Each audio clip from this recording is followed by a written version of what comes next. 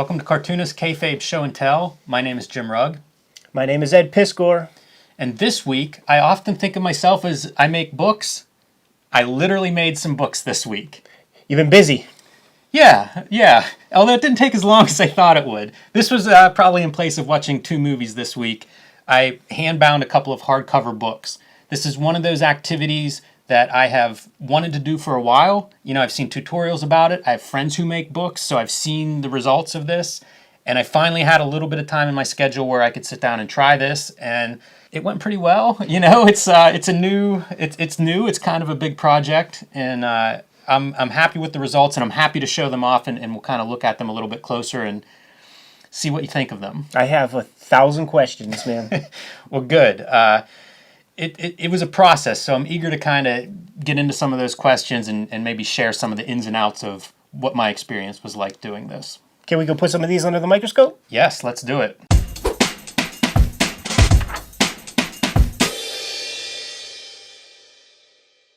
So I made 3 hardcover books. Here they are. We'll go through them kind of briefly, answer any questions that you might have, Ed. The thing that struck me is just how professionally these things look. I mean, like this little binding thing right here. Like how do you accomplish something like that? This case wrap with the end papers. Like, I have a million questions, and I frankly don't exactly know where to begin, man. All right. Well, I'll walk through each one and ask questions as they pop up. Awesome. So, Street Angel, this is both a mock-up of the Street Angel book that I'm working on. You know, this is kind of a rough cover of what I have in mind, but it's also a chance for me to see it all together. And I had been making mini comics of the Street Angel comics over the last couple years, so this was a chance for me to bind all of those into one set. So these are bound mini comics. You didn't just print paper to be bound into a book for this. These are mini comics. I pulled these are mini comics that I made. You know, probably a few Kayfabers have some of these. I've been taking them to shows over the last couple of years. And what I did was just assembled a set, take out the staples, and then sew them all together in what's called a kettle stitch, which is pretty common for a hardcover book. If you look at the corners, you can see, you know, basically they look like a stack of mini comics. Right, I see that. So when you say sew, did you use a sewing machine? No, I used a thumbtack to poke the holes. I measured out, I had a guide, piece of paper with the measurements, and then each book I would use a thumbtack to poke the holes where I was going to sew. And I used that guide so that each book was basically holes in the same spot, because what happens is you stitch through a book and then you go to the next one, the next signature, and you stitch back through that, go to the next one. You know, so if you were to see like the cross section, they all have the same stitching on the outsides of the books. I see. So these are individual books. How do you glue them in there? And also, what is this little fabric thing there? This comes as a ribbon, and then you just cut off each piece, and so this is just glued in there. I forget what that is called, but I'm sure I'll flash it on the screen at this point. Some books have it and some don't. You know, it's at this point, it's all cosmetic. You know, I think in the old days, maybe the way books were actually assembled, this was a functional piece. Yes. That it was sewed into. But for the sake of these books, it's just a decoration. Makes sense, man, because in some of the hardcovers I've done, it was an option, like, and I could choose the colors, and yes. I could have it or not. But what's the glue that holds these books in there? How does that work? So after it's stitched together, this is a Slash Maraud collection. One thing a lot of cartoonists or a lot of comic book collectors will do is they'll take comics that maybe haven't been collected or that they assembled themselves, and they'll send it to a binder. So that was the idea with this one. After you sew them all together, all 3 of these books were sewed the same way. Then you put the glue along those spines, and that kind of starts to stiffen it up. And you actually do a couple of layers of cloth and paper on the spine where you're gluing like layers down. And pretty much just to build the spine, to strengthen it, you know, around the sewed part. And the glue is just, it's glue like any other glue. In this case, it's acid-free, it's archival, which is more than I need for some of this stuff. Let me ask you this, because... But it's very similar to like an Elmer's glue or something in terms of it's, you know, it's a liquid, you squeeze it out. So you oscillate between glue, fabric, like just like strips of fabric or something against the spine? One strip of fabric that has it's kind of a loose... because you want the glue to push through the threads. Yeah. So it's kind of loose. It's called muslin. Oh, yeah. And you can get it in different weaves, you know, depending on what you're using it for, you want one with enough opening that you can squeeze the glue through. And then you put paper on top of that. In the same deal, you kind of glue that paper. So I have a lot of books that as soon as you open it up, say like to this, it will just crack at the spine and like fall apart, get screwed up. What do you think those binders are doing wrong? They may just be glue. Okay. You know, they might not be sewed. Like these are pretty robust. You know, you can be pretty tough on these. It's amazing, yeah. That was one of the things. I wasn't sure what to expect putting these together. You know, I followed tutorials, and I'll link to some of those. Yeah, and just quickly, like with one book, how do you start? Like, can you go through like say 5 or 10 steps like to make a thing? First thing you do is start with the pages. Yes. Either signatures or comic books, and you sew them. That's step one.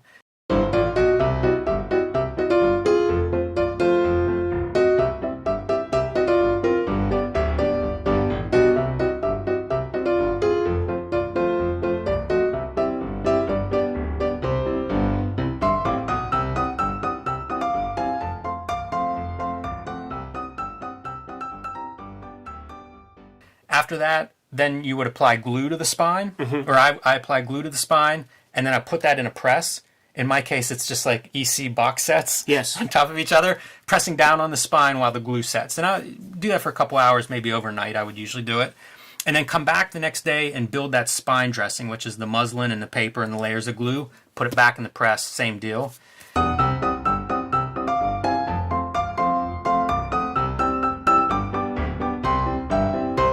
And then you get to do the fun part, which is a cover. So the covers would lay out flat, and this isn't going to be the best example since pages are blocking the view a little bit, but the covers are cardboard on a spine, which is optional. Sometimes people do a ruled spine that doesn't have cardboard in. I'm sure you have lots of books on a shelf as an example, and then cardboard again. So this is not one big piece of cardboard. This is 3 pieces of cardboard, and this cardboard I harvested from books that I got for $1 at clearance at Half Price Books. So cut those apart, pull the cardboard out to use them for my own use, because book cardboard, acid-free, is kind of expensive. And this is just me fooling around. I didn't really want to put extra money into it. And then, you glue the cardboard down to the paper. I have some different papers that I have used here. Some work better than others, Some are a little bit thin for the glue. It's too wet. And I think you can also thin glue down. So these are really amateur. Well, what did you prefer of the 3 that you chose? This one probably worked the best. This is a heavier paper. It was printed on an inkjet. It's a bigger paper. A little bit heavier I found to be more forgiving. It helps to forgive some of the inconsistencies in the cardboard, some of the warping from wetting it with the glue, and some of the stuff that's underneath, like these end pages. Nothing shows up here, but I have bands of fabric, a couple of bands of fabric that are under there, but you can't really see it because this paper's thicker. Yeah, no. How do we accomplish this right here? All right, so once you have the glue, you have your cardboard glued in, and you have your edges of your covers folded over. That's what you're gluing, you're gluing that down. So then you just have this open shell of cardboard, and there's about 3/8 of an inch between your spine and the front and back cover. And that is just paper and fabric. I see. There's fabric in there, too, to keep that together, because otherwise the paper would just rip. And so once you have that glued, you wrap it around your inside. You don't glue it yet or anything. You just wrap it around for shape, put it back into the press, put the weight on it, and let all the glue on the cover dry. And you can take a bone folder or your finger or something like that and just kind of like rub it through there, to help get that crease set in. But that's going to happen in the course of opening and closing it as well. But I took the bone folder and kind of, start to make that, because whenever I press it, that would be sticking out, so like my press would be kind of like right along the edge of where the cardboard ends. And then fold it over, let that dry up, and the next day, glue in your end pages. I see. So you basically have your interior and exterior built, and then you just glue them together. So this is the reason that I wanted to make books, mostly. Fireball is Jamie Hewlett comic about a cartoony car race that ran in Deadline magazine in between all of his great Tank Girl comics. And I love this strip, and it's never collected. And I wanted one. So I have all the Deadline magazines that probably ran through a dozen issues or so, and finally decided, like, that's it, I'm just going to make my own book. And hopefully Jamie Hewlett is watching this, I assume. maybe this will inspire him to actually allow some publisher to put an edition of this out. So this is the Fireball by Jamie Hewlett Bootleg Edition. It's awesome, man. So this time, you did not like jack out the signatures of your Deadline magazine. You scanned in these magazines and got these individual pieces of paper printed up. Yeah, and I made 16-page signatures, which was a little bit of a pain. I think it's 100-some pages in Hard to all. push a tack through that bitch, huh? Hard to do that, but also hard to like collate them digitally to figure out like page 1 and page 16, Oh, yeah. page 2 and page Jeez. 15, but then it's like page 48 and 72 or something. These are all of the cutouts, the table of contents. So these are all the descriptions from the actual Deadline magazines where these stories appeared. Then I also included covers of each issue and then on to the stories. And they range. Some of them are as short as 1 page. The way Deadline ran, they would do like a color signature, then a black and white signature.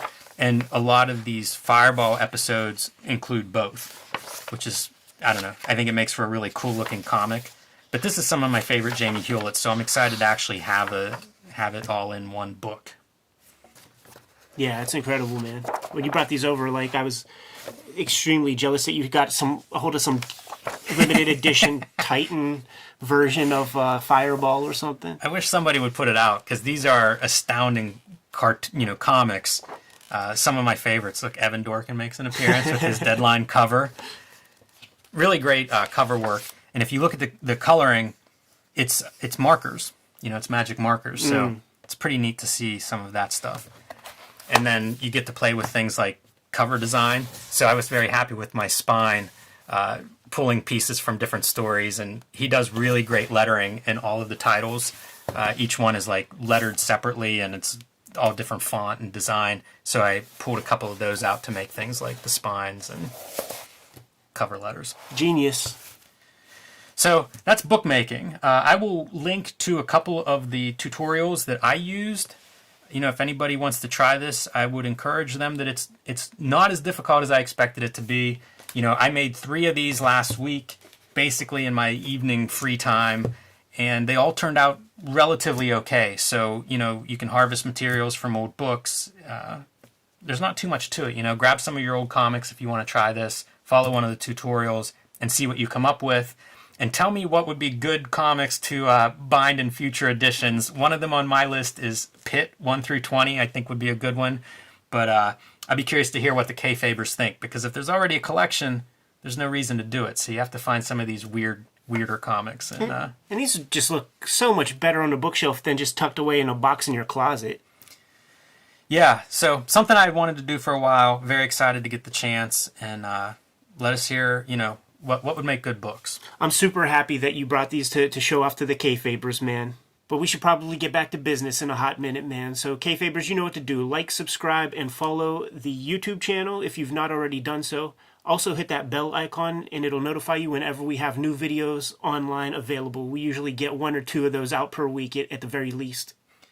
You can find our merch in our spread shop. There is a link below this video in the description to take you there. We're going to get back to making comics. Jim might even physically bind some together, man. But you guys know what your marching orders are. Read more comics.